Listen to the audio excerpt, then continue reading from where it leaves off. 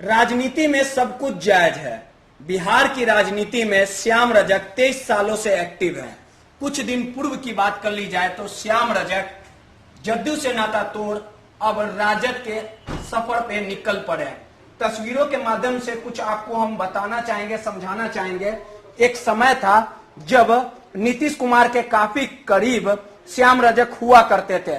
तस्वीरें देखिए और समझिए कि राजनीति किस ओर करवट बैठ रही है। इस घर की बात कर ली जाए तो श्याम रजक जब भी राजनीति की सफर में कूदे और विधायक बने, मंत्री बने, तो उनका इस घर से एक अलग लगाव रहा, एक अलग यादें जो है वो जुड़ी हुई है। इसी घर से श्याम रजक ने अपनी राजनीति की सफर के तमाम जो रणनीति है वो तैयार करते थे। लेकिन श्याम रजक अब इस बंगले को खाली कर चुके हैं, क्योंकि श्याम रजक ने सीधे तौर पे बंगला खाली करते समय कहा कि नैतिकता के आधार पे उन्होंने ये बंगला खाली किया है। जब भी लोगों से मिलना हो या जनता किसी समस्या को लेके आती थी तो श्याम रजक यहीं से उन समस्या को सुनते थे और उनका निपटारा करते थे। लेकिन अब इस घर में वीरानी छाई हुई है, सन्नाटा पसरा हुआ है। कुछ आपको श्याम रजक की झलकियां हम बताना चाहेंगे कि ये तस्वीर दिलीप कुमार, बगल में रामकृपाल यादव है। जब राजद में श्याम रजक हुआ करते थे तो वो लालू यादव के काफी करीब माने जाते थे। जब नीतीश कुमार बिहार के मुख्यमंत्री बने तो श्याम रजक फिर नीतीश कुमार के साथ चले गए। लेकिन जब कुछ दिन पूर्व श्याम रजक फिर से राजद का दामन थामा और उन्होंने नीतीश कुमार पर जमकर अपनी भड़ास निकाली और सीधे तौर पे कहा कि नीतीश कुमार दलित विरोधी। आप तस्वीरों को देखिए और समझिए कि किस प्रकार से एक लंबा सफर रहा। तमाम खट्टी मीठी यादें जो है श्याम रजक की इस घर से जुड़ी हुई है। तमाम जो कार्यकर्ता हो, आप देख रहे होंगे किस प्रकार से इस जो तस्वीर में श्याम रजक जो है वो अपने कार्यकर्ताओं के साथ झूम रहे हैं। और ये तस्वीर किसी उत्सव की है। आप देखिए ये शत्रुघ्न सिन्हा के साथ उनकी तस्वीर है। तो आप समझ सकते होंगे कि श्याम रजक जब राजद का दामन थामे है, उसके बाद उन्होंने नैतिकता के आधार पे अपना सरकारी बंगला जो है वो खाली किया और इसी बंगले में, सरकारी बंगले में वो 23 साल रहे, अपने परिवार के साथ रहे। उनके भतीजे भी मौजूद है। घर का जो सारा सामान है वो शिफ्ट किया जा रहा है और बताया जा रहा है कि किराए के मकान में श्याम रजक जो है वो रहेंगे। महुआ बाग में किराए का मकान लिया गया। उनके भतीजे जो है राकेश जी हैं। राकेश जी 23 साल इस घर में रहे। तमाम खट्टी मीठी जो यादें हैं वो उन्होंने देखी है। इस घर से रणनीति तैयार होती थी। जब से वो एक्टिव हुए राजनीति में, इसी घर में पहला जब चुनाव जीता होगा तो इस घर में आए होंगे।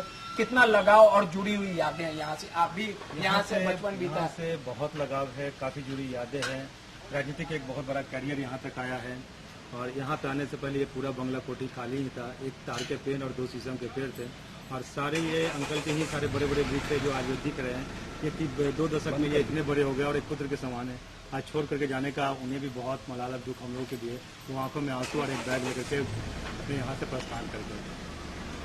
अच्छा, एक चीज और बताइए, जब भी किसी तरह की जनता आता था या किसी तरह की समस्या जो लोग ढूंढने आते थे, लोगों को यहाँ तक पता था, क्षेत्र के लोग आते थे, कौन कौन परिवार के लोग यहाँ पे रहते थे? यहाँ पे क्षेत्र के लोग आते थे, अंकल रहते थे, आंटी रहते थे, यहाँ हम लोग रहते थे, बस इतने ही लोग। बाकी लोग हानीपुर के मकान पे। जब श्याम रजक निकले तो काफी भावुक भी जी, काफी भावुक थे। आंखों में आंसू भी आ गए थे उनके, क्योंकि उन्होंने बताया कि सारे पेड़ जितने भी है वो मेरे पुत्र के समान है और जितने बड़े हो गए उन्हें मुझे छोड़ के जाना पड़ रहा है।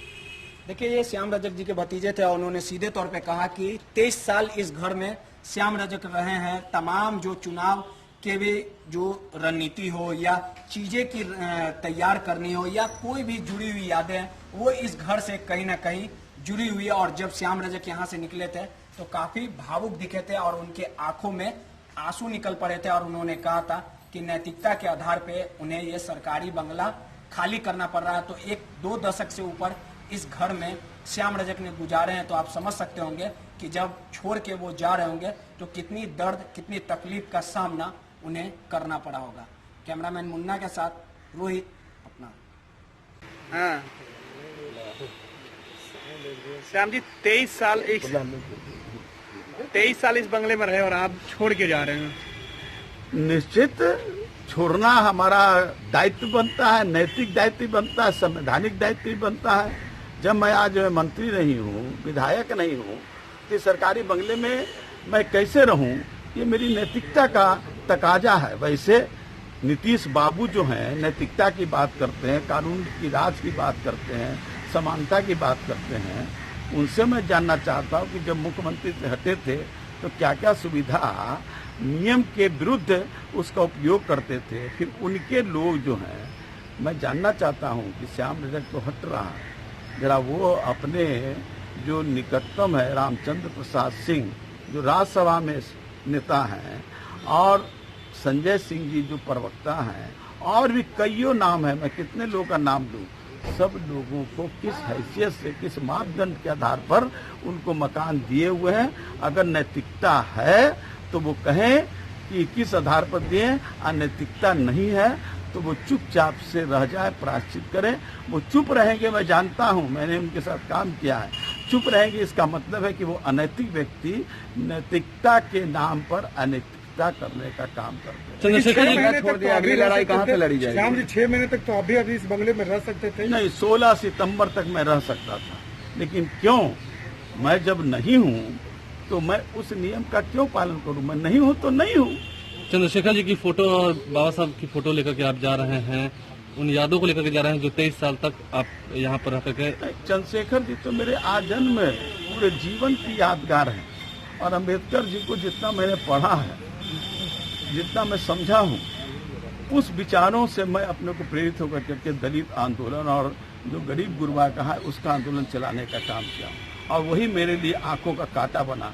ये कौन व्यक्ति है जो दलित की बात उठाता है? दलित का अलग है, लेकिन अंबेडकर को न मैं भूल सकता हूँ, न मैं चंद्रशेखर जी को भूल सकता हूँ, क्योंकि मैं अपने जीवन के ही दो व्यक्तियों को, दो महापुरुषों को अपने जीवन में जीता हूँ। भावुक क्षण है, छोड़ दिया, अगली लड़ाई कहाँ से भावुक लड़ी क्षण जाएगी? है आपके लिए। अगली लड़ाई लड़ाई जनता के लिए लड़ना है, लड़ते रहे हैं, आगे भी लड़ेंगे जब तक जीवन है।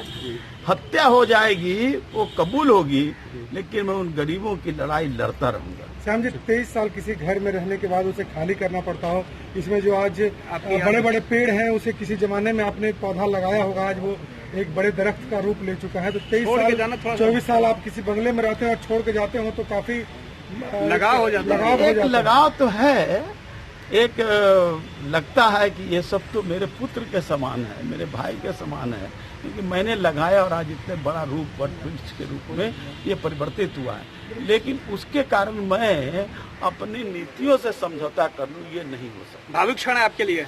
निश्चित भावुक क्षण है, क्योंकि जो मेरा घर जो सरकार ने मुहैया कराया उसको सजाने में संवारने का काम मैंने किया, और लोग भी कर करके रह रहे हैं, लेकिन वो रह रहे हैं किस मापदंड के तहत रह रहे हैं ये मैं जानना चाहता हूँ।